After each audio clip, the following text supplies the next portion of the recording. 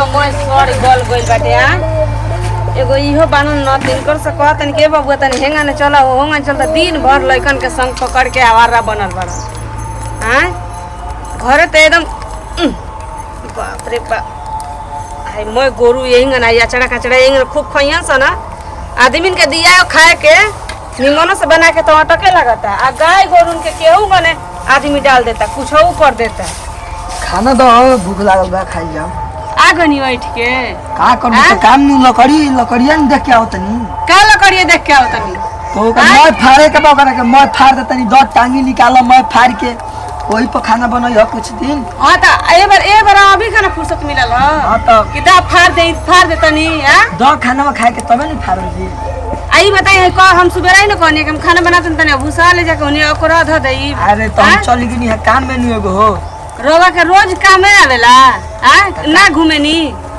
कहे कि घूमे गइलनी ह मां के गइलनी ह बताओ हमर घूमे के टाइम बा हां नहीं त ना एकदम घूमे के टाइम तारा थोड़ी नहीं का टाइम बा बताओ ले खाना ले अच्छा आवे दी फोन में आवे दी ना खाना सुनी हां खाना पहले जाके लकड़ी से यार के फाड़ दे दूसरा के जमीन में रखल हुआ के तना बोलत रही सुबह आए ना हमरा के कॉलस के अपन लकड़ी वजह से उठा लिया ठीक बा चाली पर खाना लेके आओ हम लकड़ी फाड़त तनी हम खाना ना लेके आई लकड़ी फाड़ के घरे आई ठीक है बा हां बघारे लागत ना गुने बघार लागत ना औरते आवत लो टंगिया तो भुलाइए गई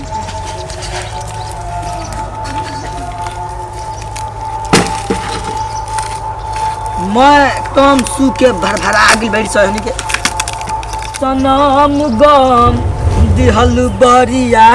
रे अरे जिए के मन न रहे बिना तोहरा आगे अरे हम करी प्यार तोहसे है अरे हम करी प्यार तोहसे तू तो सजा दिलू तुम्हारी दिल ह कि चार जो कतही लगा लेलू हई मैं अरे आओ चाटा लखे हटाओ कराने का मी कि मारा खया दिया सन हाय अच्छा तू का फैशन फेंक उठा के फेंक देखो रुको कैसे ते जमीन में हटा सब कर पूरा है जा हमन के बुझा कि तोरे की मारे के बैठल है का हमन के हमन का अभी मत फेंक अभी उनका से पूछ लो तब फोक काहे टाइल भरो तू ओके पूछे क्यों क्या दिन से कहत नहीं है बोल मत जा हम भौजी से पूछ लो तो हमारा के काम मारता रहा लगबे बोल अरे तो हम ताल से कहा तो हमरा के सांस मत लिए सांस मत लिए हमरा जा हम कहतन कि भैया निकलना तो तार संग हम तो फाइटा फाइटी करती है बोलो ना तू का कहता है बोलो का कहता है बोलो अरे बुढ़ छोड़ बुला के आ सांग तू निकल समझाओ क्या के हम कह पे जाते हैं कहतन भौजी से पूछ के आता बोलो हटी नु गया सर मना ट्रैक्टर बोला लटवा जल्दी हटा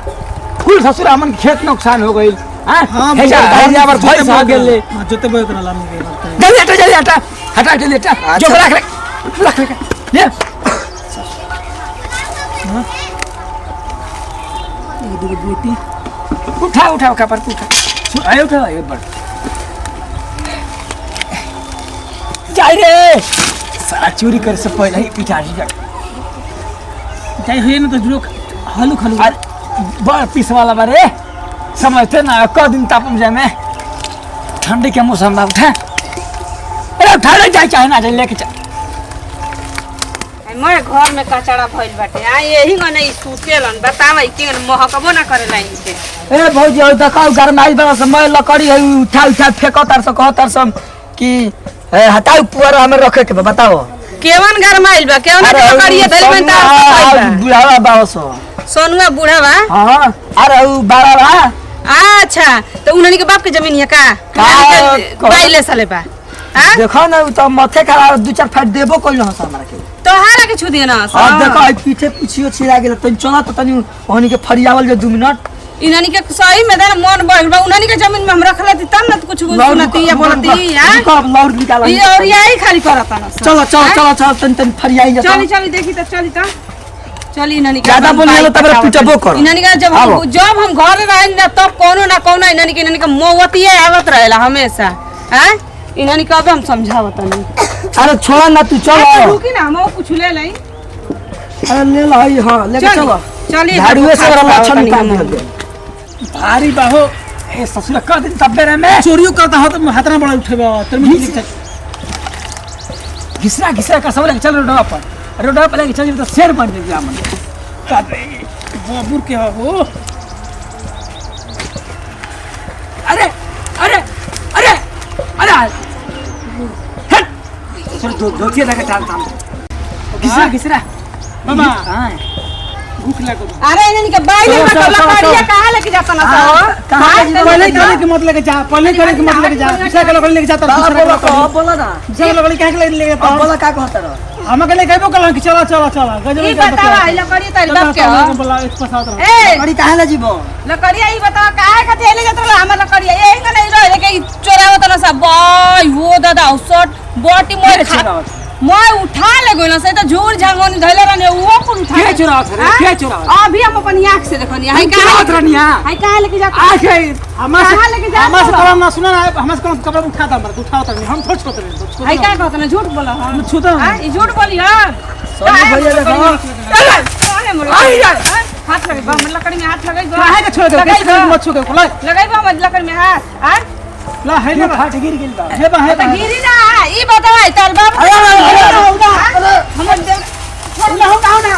अरे हे बच्चा चश्मा जो तलू का चश्मा नहीं बाबा जी चश्मा है ना हटे ना हटे मत हे बा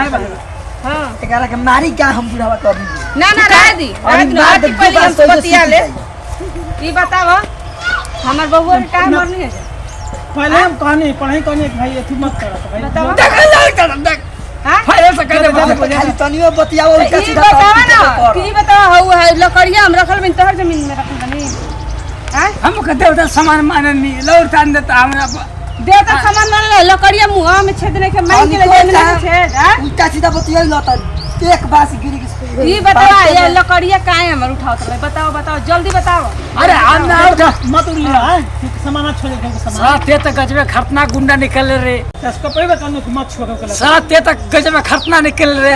तो कम हीरो बना के रखे तो गुंडा बन के लेकर के आगे ना हम तो चोरी में सामान आने ए चोरी में तू शामिल रहा कलवा उठा त कबार उठावत नहीं हम कहीं के कर ई बता तो हरी माई के जाई हमर लेके तो हम ना नहीं भाई में जाए तो कहनी हमारे खानदान के चोरी कैले रे ए जे सब अरे अब सफाई दे रे भाई अच्छा हम अपन आंखी से देखनी तू लकड़ी घिसरा के लेके जात रहा का लेके जात कलवा रहा उठा के कबार पर उठावत नहीं हम थोड़ा कुछ करत नहीं हम तो मान ना ऐसा काम हमन के खानदाने ना कैले पूरा तो अच्छा तो ई हमके तुम बता मल्लू कैसे हमके तुम मल्लू कैसे हम अभी तो और ही मार अब अभी धो दे भाई बासवा एक बास अरे तू हटाई ना हम बानी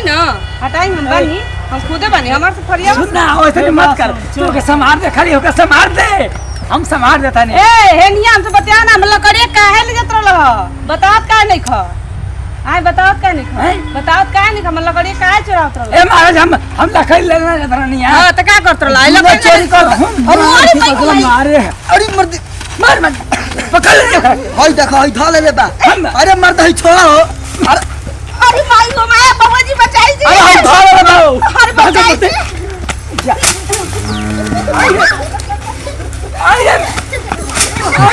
बोल बा अरे चल ना